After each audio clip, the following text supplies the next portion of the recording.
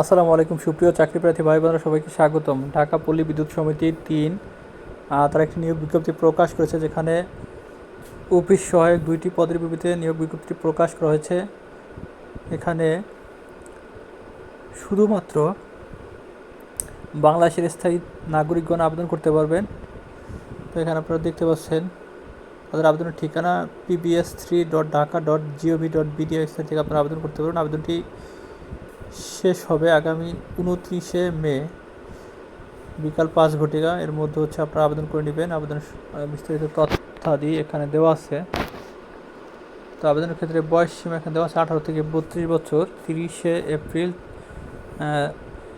2025 খ্রিস্টাব্দ তারিখে প্রার্থীর বয়স 18 থেকে 32 বছরের মধ্যে হতে হবে। এখানে বেতন আপনারা দেখতে পাচ্ছেন 15,500 থেকে 39,170 টাকা স্কেলে বেতন পাবেন।